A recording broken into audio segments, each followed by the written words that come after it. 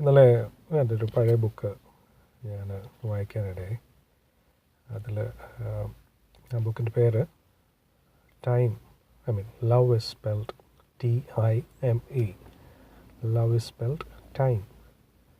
അത് കുറേ കൊച്ചു കഥകളാണ്. അപ്പോൾ ആ ബുക്കിൽ ഒരു കഥ വായിച്ചത് ഒരു പിതാവ്, ഒരു അപ്പൻ, പുള്ളിയുടെ പ്രായമായ സമയത്ത് പുള്ളി ഇങ്ങനെ പുള്ളിയുടെ മക്കളെല്ലാം ജോലിക്കൊക്കെ ആയിട്ട് പോയി. പുള്ളി ഒറ്റയ്ക്ക് താമസിക്കുന്നൊരു സമയത്ത് പുള്ളി പഴയ സാധനങ്ങളൊക്കെ എടുത്ത് ഇങ്ങനെ അടുക്കി പെറുക്കുന്ന കൂട്ടത്തിൽ പുള്ളിയുടെ മകൻ കുഞ്ഞിലെ എഴുതിയൊരു ഡയറി പുള്ളി കാണുന്നു. അപ്പം അതിലിങ്ങനെ എഴുതാനൊക്കെ പഠിക്കുന്നേ ഉള്ളൂ. അപ്പം അവനിങ്ങനെ ഒരു ദിവസം എഴുതിയേക്കുന്നത്, ഞാനിന്ന് ഡാഡിയുടെ കൂടെ പുറത്ത് പോയി.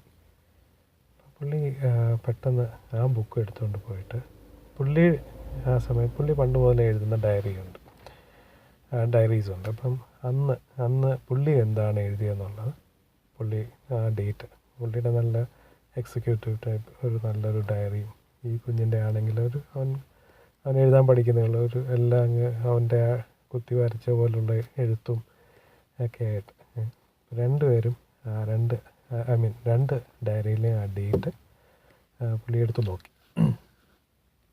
എടുത്ത് നോക്കിയപ്പോൾ പുള്ളി എഴുതിയേക്കെന്ന് പറഞ്ഞാൽ, ഇന്ന് രാവിലെ മോനെയും കൊണ്ട് മീൻ പിടിക്കാൻ പോയി, ചൂണ്ടയിട്ട് മീൻ പിടിക്കാൻ പോയി, ഒരു പൊടി മീൻ പോലും കിട്ടിയില്ല.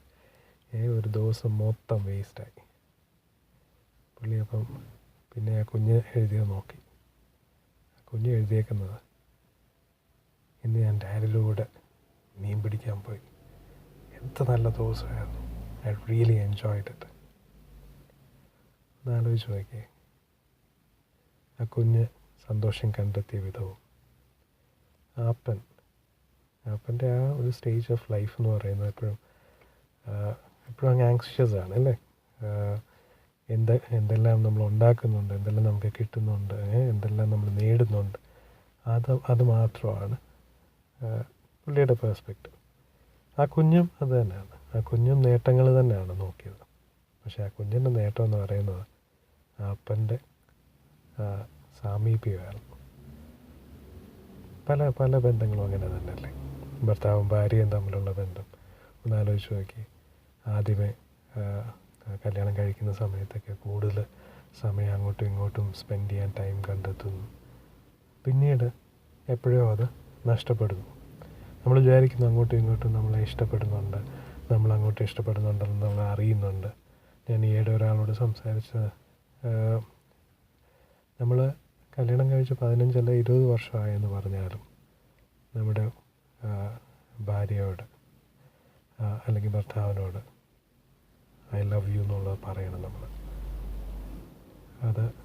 നമ്മൾ ആ കല്യാണം കഴിക്കുന്ന സമയത്ത് മാത്രമല്ല പറയേണ്ടത്, നമ്മൾ എന്നും ഒക്കുമെങ്കിൽ പറയണം. അത് ചുമ്മാ നമ്മൾ എന്താ പറയുന്നത്, പുറമേ ഒരു ഷോ കാണിക്കാൻ വേണ്ടി അങ്ങനെയല്ല, നമ്മളത് എക്സ്പ്രസ് ചെയ്യണം. നമ്മൾ ശരിക്കും നമ്മുടെ ഉള്ളിൽ നിന്ന് വരണം. ആ കുഞ്ഞ് അപ്പൻ്റെ കൂടെ ഹീ ഗേവ് us all അല്ലേ, നമ്മൾ ശരിക്കും അതിൽ ഇൻവോൾവ് ആയിരുന്നു. ആ സമയം അപ്പൻ എന്ന് പറഞ്ഞാൽ ആ ഫുൾ ഡേ അവിടെ ഉണ്ടായിരുന്നു. പക്ഷേ ഹി വാസ് ബോർഡ് അല്ലേ, ബോറടിച്ച. ഫിസിക്കലി ആ പ്രസൻസ് ഉണ്ടായിരുന്നു, പക്ഷേ emotionally he was not there അല്ലേ. എല്ലാ റിലേഷൻഷിപ്സും, എല്ലാ മക്കളും മാതാപിതാക്കളുമായിട്ടുള്ളത്, സഹോദരങ്ങൾ തമ്മിലുള്ളത്, ഫ്രണ്ട്സ് തമ്മിലുള്ള, ക്ലോസ് ഫ്രണ്ട്സ് എന്ന് പറയുന്നത് ഒരു ട്രഷറാണ്. അത് നമ്മളതിൽ നിന്ന് എന്ത് കിട്ടുമെന്നുള്ളതല്ല, അവരുടെ പ്രസൻസ്. നമ്മളിപ്പോൾ ഒരു ഫെലോഷിപ്പ് കൂടുന്നു, അതിൽ എന്ത് ഫുഡുണ്ട്, എന്ത് മാത്രം, അങ്ങനെയുള്ള കാര്യങ്ങളല്ല.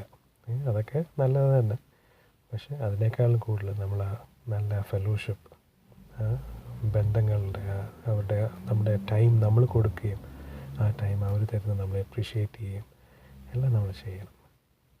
ബന്ധങ്ങൾ കുറച്ചുകൂടെ ടൈം എന്നുള്ളത് ശരിക്കും ലവ് തന്നെയാണ്. നമ്മൾ ഇമോഷണലി ശരിക്കും ഇൻവോൾവ് ആയിട്ട് കൊടുക്കുന്ന ടൈമും റിസീവ് ചെയ്യുന്ന ടൈമും അത് പ്രഷ്യസ് തന്നെ. അത് ചിലപ്പോൾ അന്നേരം നമുക്ക് അറിയത്തില്ല. ഈ അപ്പൻ്റെ കൂട്ട് വർഷങ്ങൾക്ക് ശേഷം തിരിഞ്ഞ് നോക്കുമ്പോൾ, ഒരു ഫോട്ടോ കാണുമ്പോഴോ അല്ലെങ്കിൽ ഒരു ഡയറി കുറിപ്പ് കാണുമ്പോഴൊക്കെ ആയിരിക്കും നമ്മൾ ചിലപ്പം അതിൻ്റെ ആ വാല്യൂ മനസ്സിലാക്കുന്നത്. അങ്ങനെയുള്ള പ്രഷ്യസ് മൊമെൻറ്റ്സ് ഒന്നും നമ്മൾ നഷ്ടപ്പെടുത്താതിരിക്കും. Thank you.